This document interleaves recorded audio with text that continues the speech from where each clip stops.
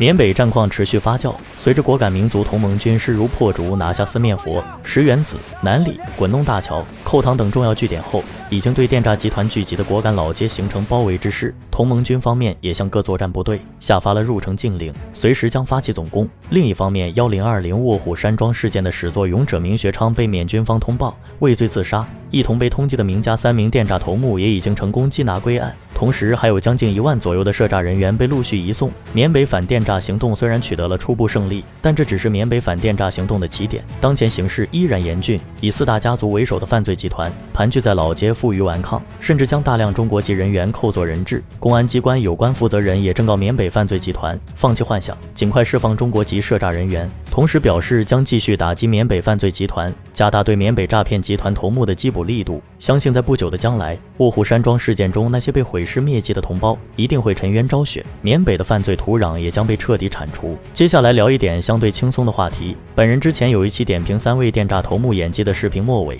简单提了一下，有视频在某音平台被缅北大佬刘阿宝以侵犯名誉权为由10名投诉下架，还附上了后台被投诉的截图，但还是有很多朋友表示质疑，这也是情有可原的。在这样的情势下，是想堂缅北大佬深更半夜不睡觉，穿个裤衩刷短视频，就为了某个不知名的博主道听途说的一句话10名投诉，这画面你能想象吗？本人一开始也不信，但平台审核总不会骗人吧？原本平台投诉会隐去投诉人的名字，只会显示刘点点，但刘阿宝先生实在太爱惜自己的名誉了，特意在备注中加了自己的小名。果然是行不改名坐不改姓的大佬，连投诉都要加备注，那刘阿宝先生有多爱惜自己的名誉呢？本人特地查了一下福利来集团的官网，除了准备将诈骗事业立足果敢、辐射东南亚的口号，以及刘阿宝先生和他兄弟刘正奇2个儿子的预兆外，剩下的就是荣誉证书，整整齐齐2大网页，就差把果敢小学颁发的学习进步奖贴在上面了。你还别说，有图为证，时间是2019年，我的推论没错的话，刘阿宝先生很有可能已经小学毕业了。经过广大网友的点拨之后，本人也感到委屈，凭什么犯罪分子能逍遥法外，还要讲名誉？本人也要维护自己的名誉权，于是向平台方面发起了申诉。遗憾的是，虽然第一次提供了刘阿宝先生胞弟刘正奇的犯罪依据，但平台方面并不认可，表示需要补充材料。辗转反侧还是不甘心，仔细端详了一下刘阿宝先生的面相，发现刘阿宝先生骨相清奇，疑似缅甸果敢人。我们都知道中国法律规定不承认双重国籍，那么刘阿宝先生投诉或注册时所用的身份证信息是哪里来的呢？虽然知道刘阿宝先生一直想认祖归宗，但是还是有点着急了，所以只有2种可能，要么刘阿宝先生投诉或者注册时提供的身份证信息是假的，要么有人冒名顶替。无论从哪一方面来说，这次的投诉都不具备效力。终于经过本人的2次申诉，获得了平台初步认可，现在程序反转了。平台方面表示已将不侵权声明转送给这个叫刘阿宝的人，当然刘阿宝先生还有10天时间，如果不认可本人的不侵权声明，可以向有关部门或者人民法院提起诉讼，我们拭目以待。对于这一点，本人还是非常认可的。本人家边上500米就有警察局和人民法院，投诉非常方便。建议刘阿宝先生鼓起勇气，拿起法律的武器，切实维护自身权利，舍近求远，顺便还能跟正在喝茶的兄弟团聚一下。家人们，我是刘正奇，目前我在这边一切都好，你们放心，我认真想了很多。我们搞电诈挣钱的都是中国老百姓的养老钱、看病钱、救命钱，我们家族绝不能再从事电信诈骗活动，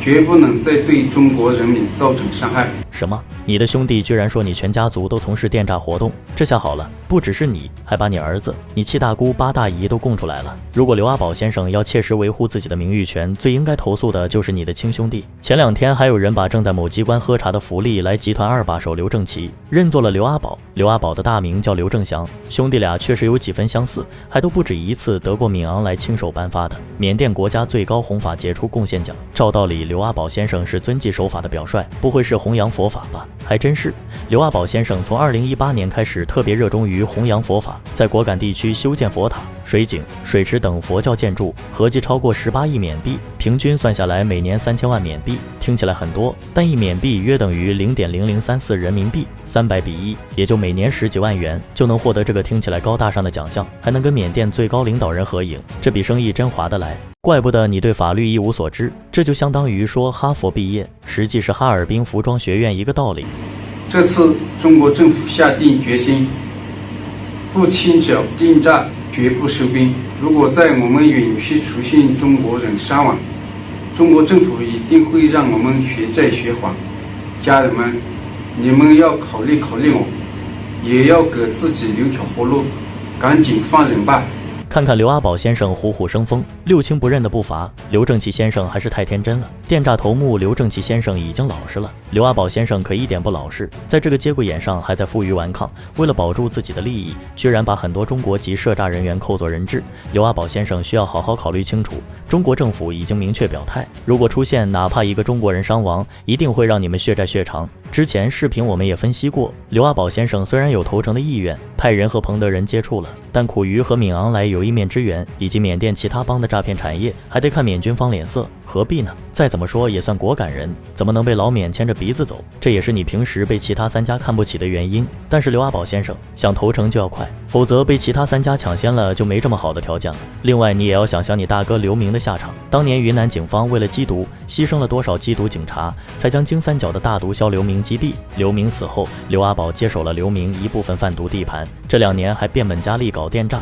坑害了多少海内外同胞的血汗钱。而且刘阿宝的电诈园区不止在果敢老街，集团的诈骗产业遍布掸邦、若开邦、克伦邦和缅甸本部，甚至臭名昭著的妙瓦底 KK 园区也有股份。你的2个犬子刘基凯和刘基光还分别担任2大诈骗园区恒安科技园和东方汇园区的负责人，平时不止把客户当猪杀，还把涉诈人员当猪仔。完不成诈骗业绩轻的电击体罚，重的赎金转卖，很多电诈公司都会用毒品来控制电诈人员，逼他们就范。刘阿宝又有渠道优势，所以缅甸的很多电诈园区、赌场都是他这方面的客户，真的是好手段，一鱼双吃。如果你对本人之前给你的排名不满意的话，这次就把你的伪善程度排在电诈巨头佘志江前面，论脸皮厚，当之无愧的缅北第一。之前也有朋友留言提醒，网上有很多狗推给刘阿宝洗白，如果真的是这样就更可怕了，说明这样的投诉不是孤立，是有组织有预谋的利用假身份、假信息渗透到各大平台，想要控制舆论主导权，必须引起我方高度重视。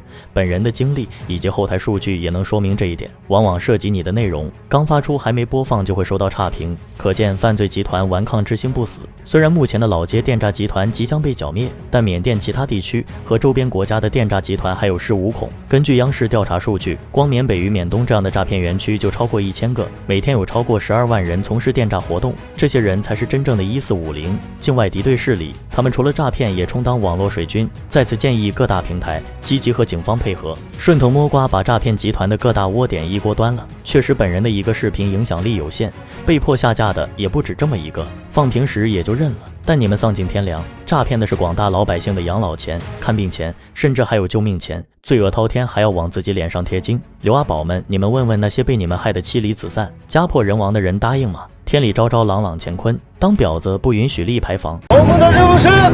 铲除电诈，消除毒品，解救同胞。同志们，有没有信心？有。